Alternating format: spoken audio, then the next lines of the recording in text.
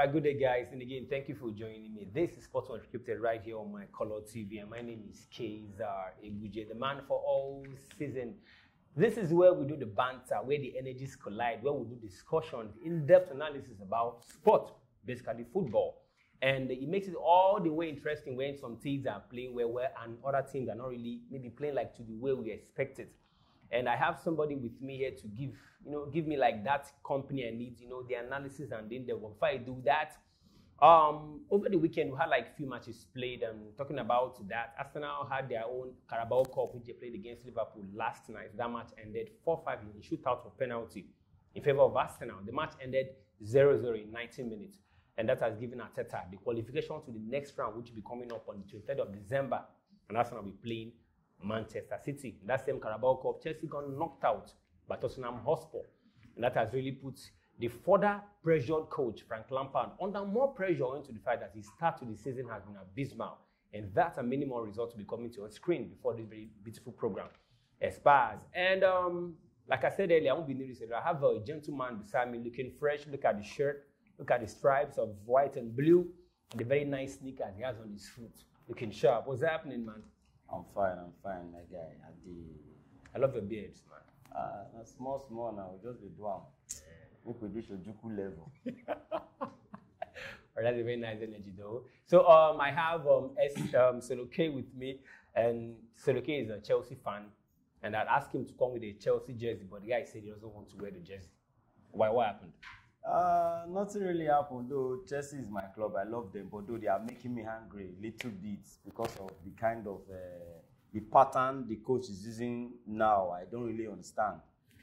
Like the game against Tottenham, though they tried, but the coach, the pattern is really affecting the club. It's really, really affecting the club. Looking at the money you spend to get some players, and you are not really getting that result that you need with that amount of money you spend. So it's really, really annoying. I think all Chelsea fans all over the world, I don't know for some, but most people I've met, they are not really impressed with what is going on right now. All right, still on Chelsea, and Chelsea is going to be our main discussion in this very beautiful segment of Sports Unscripted. Having spent over £220 million on a team this season, I think it's normal for a boss, the management, to require a certain amount of results, because that money being spent is result-driven. He bought players of about 7 players, but so far, Chelsea has been able to lose 2 matches. They won 1 and 3-1.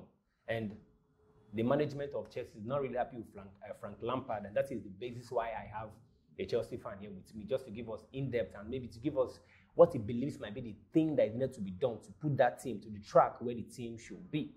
Now, Solo K, if you are Frank Lampard, what do you think that needs to be done to put that team to where they belong? If I am to be the coach, yes, of which I'm not, because whatever I'm saying now, I don't really think he's hearing what I'm saying.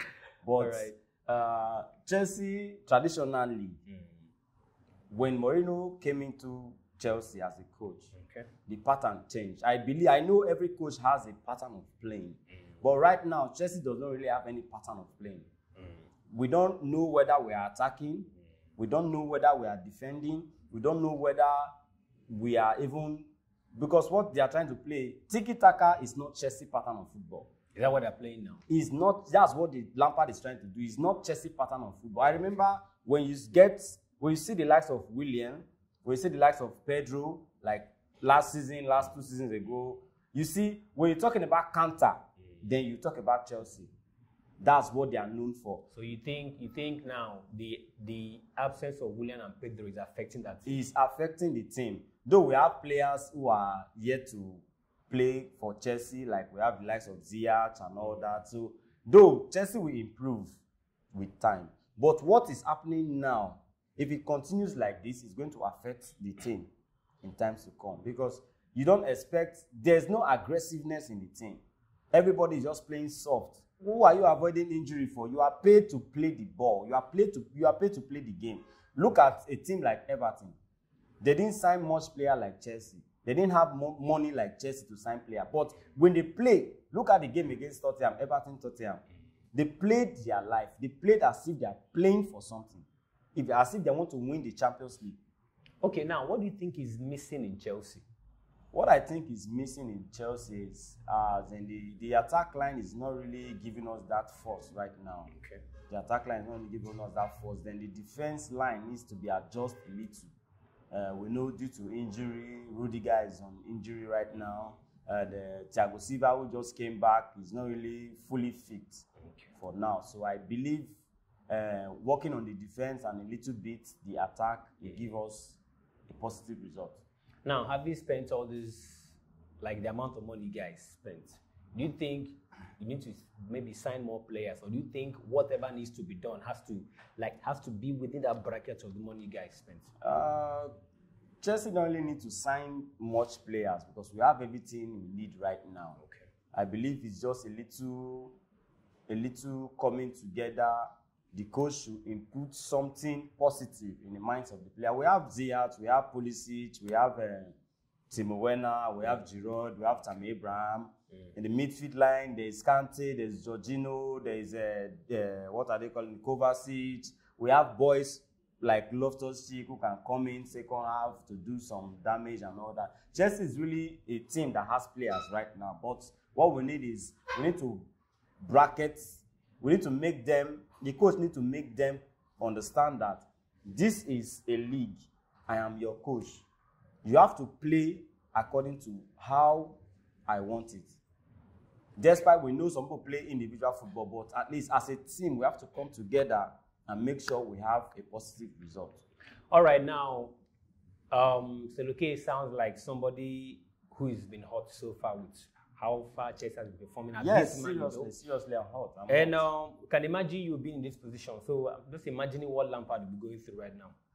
Like, I'm not even sure maybe that guy will be sleeping well at night, knowing to the amount of money like is being given to him. Okay. Now, the last match Chelsea played against Tottenham. Yeah. We saw a picture where Jose Mourinho had a war of words with Frank Lampard. I don't know what happened, but again, okay, Chelsea was winning then, and Lampard was like all excited. You know how these things are. So Mourinho got a little, should I say, jealous, and attacked him. And he got to a point where he was telling Lampard that he remembered when he was losing 3-0 against West Brom, that he felt sorry for him, that he should always maintain the attitude of being calm even when he's losing. Like, I don't know. Now, what do you think Mourinho's impact means to Frank Lampard? Actually, that day when they were playing that match, then, Chelsea was 1-0 up against Tottenham, and there was a little argument. And Lampard, they were trying to do 1 or 2 and all that. But he's still your boss anyway. He's still boss now, boss, organ now, organ. So no matter how you play, whatever happened, he's still your boss. Though in the field of play, there's no age, there's no respect. Don't you think this is where emotions come? Because sometimes, like, when we get governed by emotions, like, there are things we do beyond our control. Yes, it happens. Because I remember back in the days when there was a war between Fabregas and Zidane in the pitch.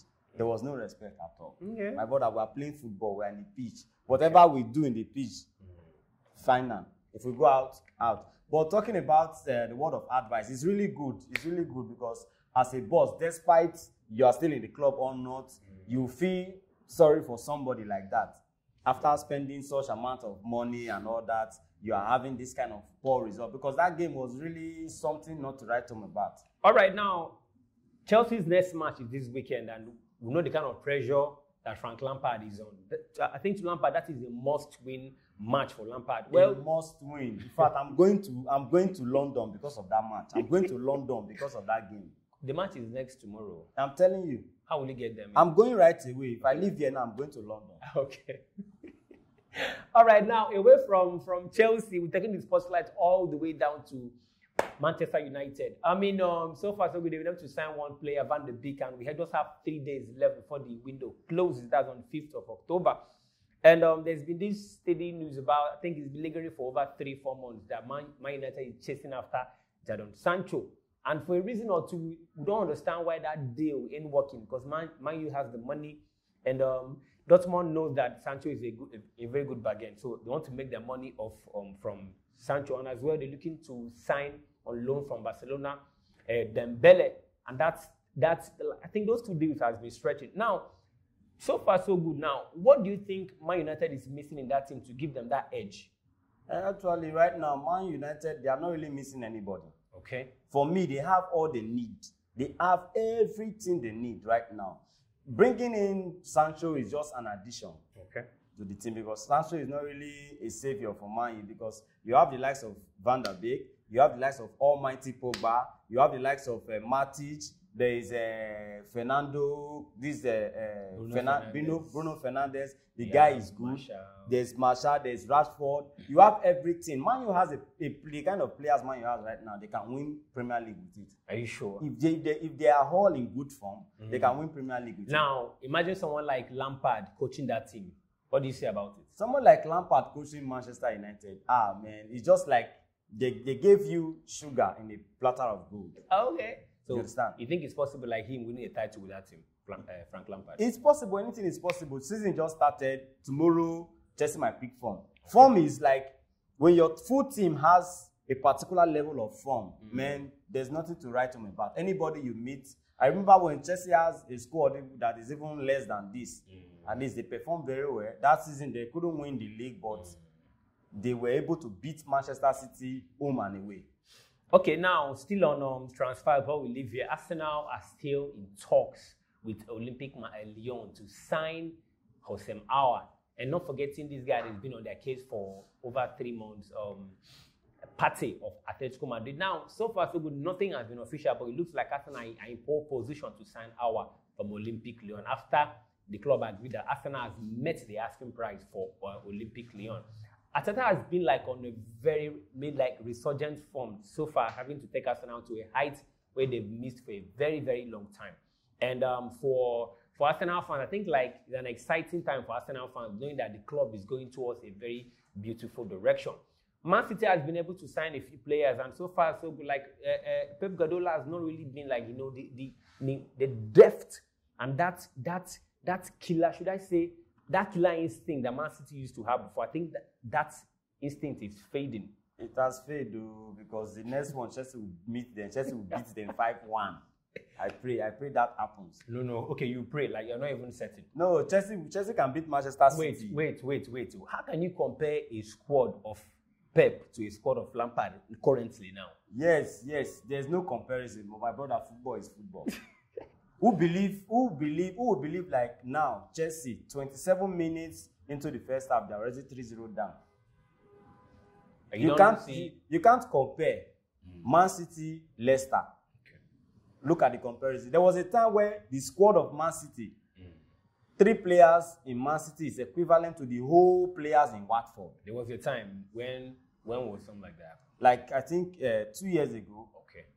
The whole of Watford team, the money they earn put together is equivalent to that of Ryan Sterling, Kevin De Bruyne, and I think one other player. Okay.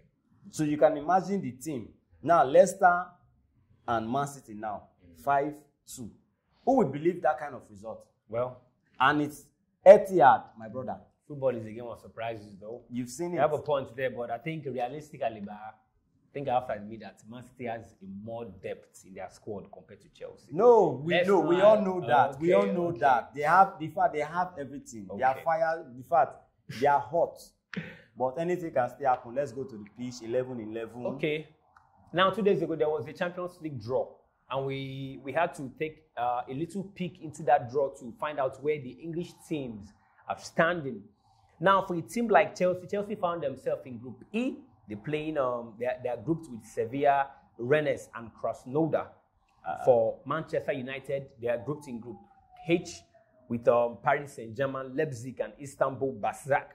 And for Man City, they're grouped in Group C with Porto, Olympiacos, and Olympique Marseille. And lastly, Liverpool, the Premier League champions last season, are grouped with Ajax, Atalanta, and Midtjylland.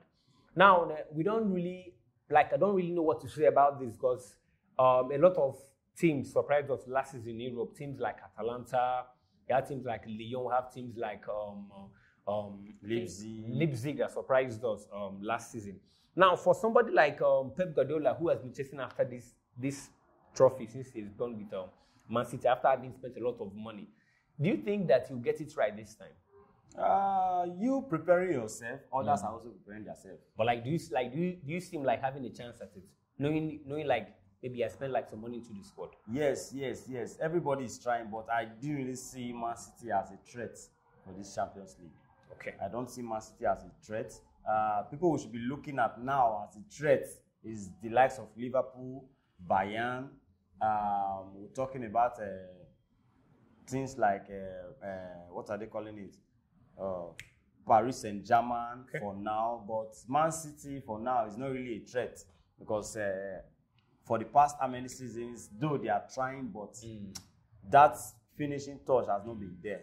So they are really lacking some things. All right, Man City has been lacking in a while. I think it's been over 3 seasons that Pep Guardiola took charge of that team, and he has been chasing after that elusive UCL title. And who knows, maybe this might be his, but we don't know until the final whistle of this UCL for this season ends. Okay, now before we sign out, we have 3 days left for transfer window to close. Now, a lot of teams have been making signings. Leicester has been making, Fulham, Aston Villa, Man U are still, deadlocked with Ousmane Dembele loan deal from Barcelona and as well as Sancho. If Man U is not interested, they should allow Sancho come to Chelsea. We are able, we are capable. After having spent all this money. Yes, we have. We need addition. Where will you fix Sancho into that team? He's going to play. Who are you going to bench? Anybody can go to the bench. Everybody must not start the game. Okay. Everybody must not start this game. Well, let's play this, let's play that. Okay. We need the players. There was a time when Chelsea has a lot of squad in midfield. There's Deco, there's Ballack, there's Lampard, there's what are they calling it? There's what are they calling this boy? We have a lot of players. There were Mikel, there's Oriol Romelu, but people are playing. It depends on who the coach wants to play this particular game. Before we leave Chelsea finally, because you brought me back there, what do you think is wrong with your team? Is it the coach or the players? Let us set this one up now. The mentality of the coach can affect the players. Okay. And it can make their mind not to be concentrated fully in the game. As a coach, your relationship with the players matters a lot. Okay. That's why I love Pep Guardiola and that of Liverpool's coach. Club. Your relationship will always affect the players. So you believe it's a blend of the players' psychology and that of the coach? And that of the coach. All right, I guess you have to find out, because so far so good now. Chelsea has the likes of Pulisic on the sideline due to injury, Hakim Ziyech and a few other nice players on the sideline. And I think the patience now lies on the fact that when these players join that fold, that the whole team, or like the team, will gel and give them the result that they need. Very, very, very well. We hope so. The guy believes with me, right? Can't you see the goalkeeper now in Chelsea? Okay. Check out the former goalkeeper and that of this one. Well, I think it's too early to judge, you know. Just had like 1 game. Too early to judge. The performance with the game. When Kepa was signed, Kepa was awesome. Like that. Like, in fact, it was beyond my expectation.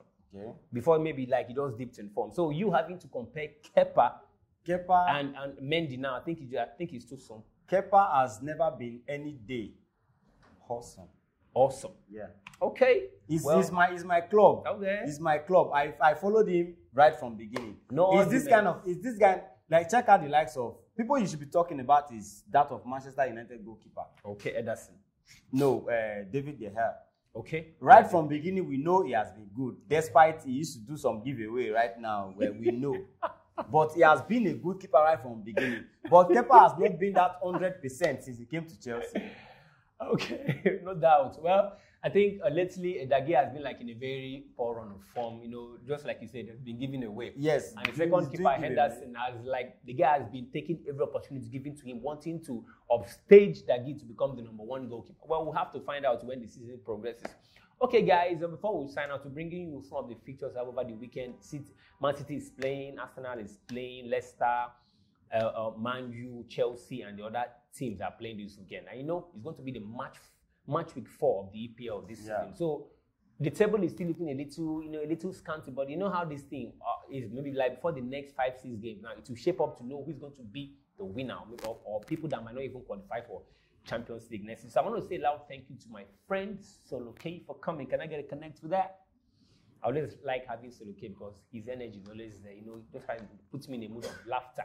All right, guys, remember to follow us on social media handle at MyColorTV. No space in it, YouTube, Instagram, Twitter, as well as Facebook, and I'll bring you up to date with the happenings in the world of football, the world over. This is the man for all season. I guess I'll see you when I see you. Adios. Color TV, life in living color.